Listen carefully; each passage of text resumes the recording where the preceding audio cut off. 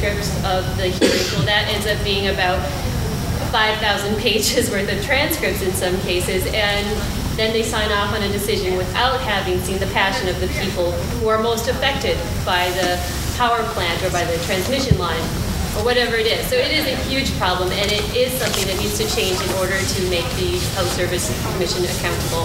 Huge problem. I'd like to address the second part of that question. I think that in terms of the governor listening to the unions and thus, translating that over to the Public Service Commission, I think there's not necessarily a problem with listening to the unions. I think they have, really valid interests. They want to build something. They want to do construction. They want to, they want to work.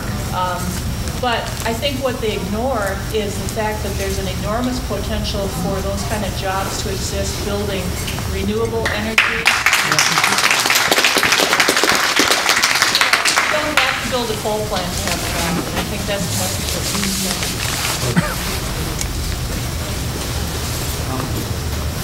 I'd just like to say that I'm a county board supervisor in Jefferson, and I just returned from Sweden with the village administrator from Johnson's Creek, and we toured Swedish eco-municipalities, and we learned about the Natural Step. And the Natural Step is a program for change, and it uses 4 systems conditions, 3 of which are based on the laws of thermodynamics, with which to judge themselves, the community, the corporation, the family, whatever it is, whether or not you are being sustainable.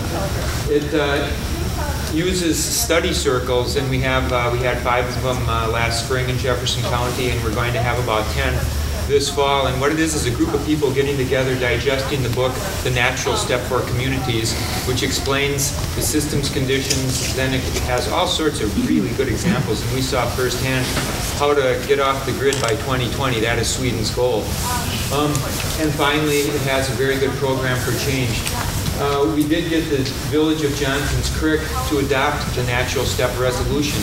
So now when they make decisions, they're going to have to, if someone enforces this, or at least take into account the systems conditions and how that's going to affect our environment.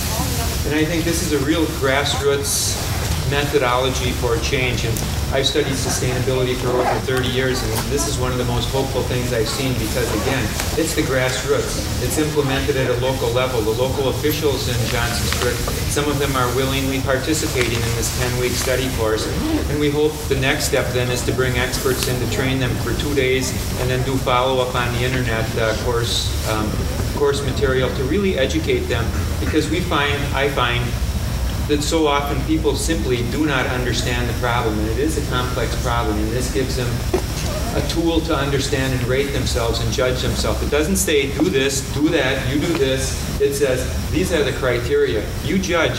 How can you change? How can you implement some type of change based on these criteria? And I think it's a very hopeful methodology, and there will be information at the on the Earth Video booth about this program, or you can come talk to me later about it. But I think it's a great program.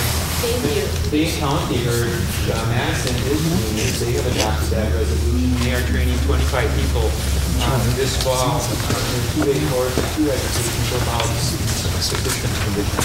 We are out of time, and I did see that there's other questions, but talking about these other issues, I want to make sure that people don't think that this is an environmental issue or a jobs issue or keeping the lights on and protecting the hospital issues, because those are the ways, that's how the utilities try to frame these issues. It's either good jobs, good economy, or the environment. That's not the case. We can all work together with different interests. I think, as Katie said, we should be reaching our hands out to the unions to try to get them interested in these issues.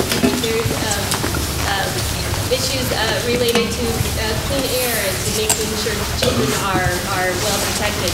So I would ask that you all mingle with everybody in the tables out there and share these interests and try to make this into a broad-based effort so that we do have the numbers to defeat this. I just want to say before I go, you can get more information from both Clean Wisconsin and Sierra Club. Clean Wisconsin has tables, so does Sierra Club, or cleanwisconsin.org and sierraclub.org. And thank you very much.